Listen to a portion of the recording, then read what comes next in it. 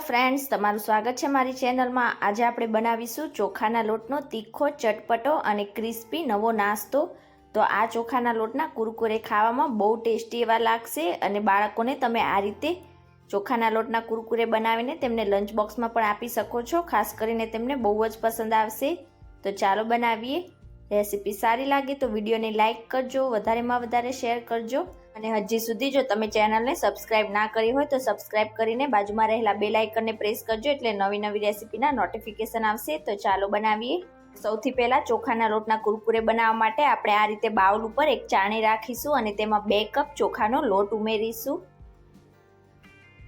અને હવે 2 કપ ચોખાના લોટની સામે આપણે અડધો કપ જેટલો ચણાનો લોટ ઉમેરીશું અને બંને લોટને આપણે એકદમ સારી રીતે ચાળી લઈશું। તો અહીંયા આ નાસ્તો બનાવવા માટે તમારે લોટને ચાળીને જ લેવાનો છે। તો અહીંયા તમે જોઈ શકો છો મેં બંને લોટને એકદમ સરસ રીતે ચાળીને તૈયાર કરી લીધા છે। હવે તેમાં અડધી ટીસ્પૂન કે પછી સ્વાદ પ્રમાણે મીઠું ઉમેરીશું અને હવે બંને લોટને આપણે આ રીતે સ્પૂનની મદદથી એકદમ સારી રીતે મિક્સ કરી લઈશું। તો અહીંયા આપણો કુરકુરે બનાવવા માટેનો લોટ એકદમ તૈયાર છે। તો હવે આપણે ગેસ ઉપર એક હેવી બોટમવાળી પેન રાખીશું અને તેમાં 2 ટીસ્પૂન ઘી ઉમેરીશું। તો ઘીની જગ્યાએ તમે તેલ પણ લઈ શકો છો, પણ ઘીથી વધારે સારો ટેસ્ટ આવશે। અને હવે તેમાં 2 કપ પાણી ઉમેરીશું। તો 2 કપ ચોખાના લોટની સામે આપણે 2 કપ જેટલું પાણી લઈશું। હવે પાણીને આપણે ગરમ થવા માટે રાખીશું। તો અહીંયા આપણે પાણીને વધારે પડતું ઉકળવા નથી દેવાનું, તેમાં ઝીણા ઝીણા બબલ્સ આવે ત્યાં સુધી તેને ગરમ કરીશું। તો અહીંયા થોડીક જ વારમાં તમે જોઈ શકો છો કે આપણા પાણીમાં આ રીતે બબલ્સ આવી ગયા છે, મીન્સ કે આપણું પાણી એકદમ સરસ રીતે ગરમ થઈ ગયું છે।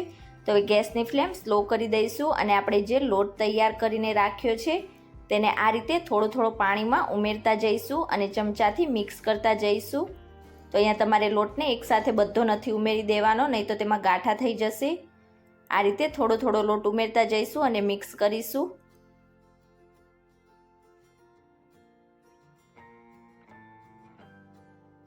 તો અહીંયા તમે જોઈ શકો છો મેં બધો જ લોટ પાણીમાં આ રીતે ઉમેરી દીધો છે। હવે તેને 2 મિનિટ માટે આ રીતે ચમચાથી પ્રેસ કરતા જઈને તેને મિક્સ કરી લઈશું।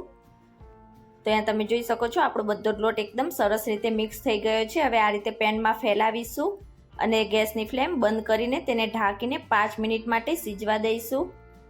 તો અહીંયા લગભગ 5 મિનિટ જેવું થઈ ગયું છે। હવે આપણા લોટને આ રીતે કોઈ પણ એક મોટા વાસણમાં ટ્રાન્સફર કરીશું।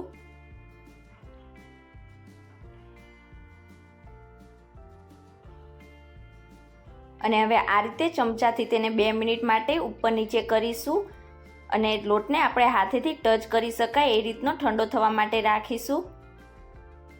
તો લગભગ 5 મિનિટ જેવું થઈ ગયું છે અને આપણો લોટ હાથેથી ટચ કરી શકાય એટલો ઠંડો થઈ ગયો છે। તો હવે તેમાં 1.5 ટેબલ સ્પૂન તેલ ઉમેરીશું અને હવે આપણા લોટને તેલ સાથે એકદમ સારી રીતે મસળીને મિક્સ કરીશું અને એકદમ સ્મૂથ એવો લોટ બાંધીને તૈયાર કરીશું। તો આ લોટ બાંધવામાં આપણે પાણીનો ઉપયોગ બિલકુલ નથી કરવાનો। શરૂઆતમાં જ્યારે તમે લોટ આ રીતે મિક્સ કરશો એટલે તમને લોટ ડ્રાય લાગશે, પણ જેમ જેમ આપણે તેને મસળતા જઈશું અને મિક્સ કરતા જઈશું તેમ તેમ આપણો લોટ બંધાઈને તૈયાર થઈ જશે। આ રીતે લોટ થોડોક મસળાઈને ભેગો થઈ જાય એટલે ઉપરથી ફરીથી 1 ટીસ્પૂન જેટલું તેલ ઉમેરીશું અને હવે તેને મસળીને એકદમ સ્મૂથ કરી લઈશું। તો અહીંયા તમે જોઈ શકો છો મેં એકદમ સ્મૂથ એવો લોટ બનાવીને તૈયાર કરી લીધો છે। તો તમારે ચોખાના લોટનો આ કુરકુરે બનાવવા માટે આ જ રીતનો લોટ બાંધીને તૈયાર કરવાનો છે। તો હવે આ લોટને આપણે બિલકુલ પણ રેસ્ટ નથી આપવાનો। તો આ રીતે આપણે ભાખરીના લોટનું લૂ બનાવતા હોઈએ છીએ એમ આપણો લોટ લઈશું અને સ્મૂથ લૂ બનાવીને તૈયાર કરીશું અને આ લુવાને આપણે થોડા ઘઉંના લોટથી આ રીતે કોટ કરી લઈશું અને થોડું પ્રેસ કરીને એકદમ પાતળી એવી રોટલી વણીશું। તો ચોખાનો લોટ હોવાથી આ રીતે કિનારી પર ક્રેક્સ આવશે। તો આ રીતે આપણે ઉપરથી થોડો ઘઉંનો લોટ બંને સાઈડ છાંટતા જઈશું અને એકદમ પાતળી રોટલી વણીને તૈયાર કરી લઈશું।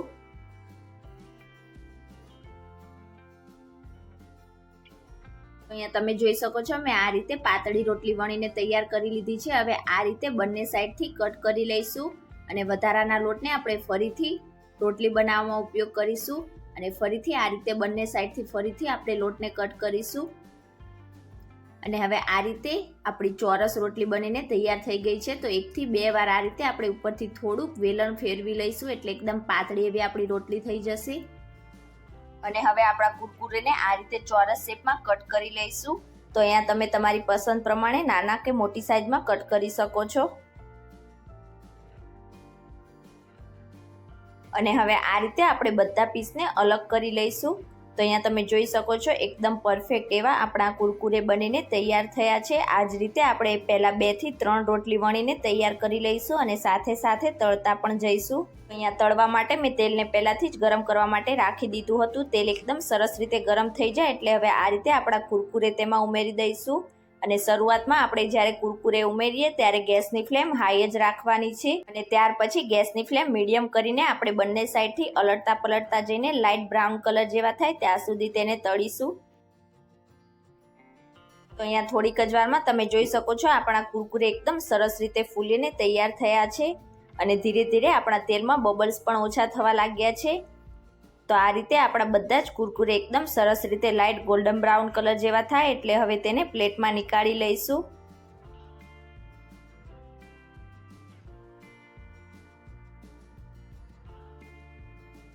તો અહીંયા તમે જોઈ શકો છો એકદમ સરસ રીતે આપણા કુરકુરે ફૂલીને તૈયાર થયા છે. આ જ રીતે આપણે બાકીના કુરકુરે પણ તળીને તૈયાર કરી લઈશું. તો અહીંયા મેં આ જ રીતે બધા જ કુરકુરે તળીને તૈયાર કરી લીધા છે અને એક કુરકુરેને આપણે આ રીતે તોડીને ચેક કરીએ તો તમે જોઈ શકો છો કે એકદમ ક્રિસ્પી એવા આપણા કુરકુરે બનીને તૈયાર થયા છે. અને હવે આ કુરકુરેને વધારે ટેસ્ટી બનાવવા માટે આપણે ઉપરથી તેમાં મસાલા કરી લઈશું. તો અડધી ટીસ્પૂન કરતાં થોડુંક વધારે આપણે ઉપરથી સંચળ પાવડર ઉમેરીશું. અડધી ટીસ્પૂન ચાટ મસાલો પાવડર ઉમેરીશું.